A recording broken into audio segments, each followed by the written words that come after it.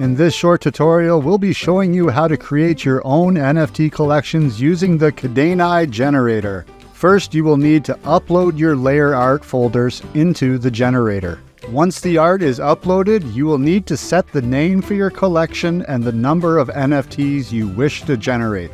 Then set the URL for the collection, the names of the NFTs themselves, the description of the collection, and an optional URL for animation art. You will now see all your layers in the generator. Make sure to put them in the correct order from top to bottom so that your NFT art will show properly after generation. On the next step, you'll be able to set the individual weights to each of your layers and traits, allowing you to customize how the art in your NFTs will be generated. For example, if you would like to have certain traits be more prevalent, set them to a higher weight than others. This can be done for all traits. Now just click Generate Images and Metadata, and the generator will present you with a zip file which will contain all of your information, including the metadata and individual image files for your NFTs.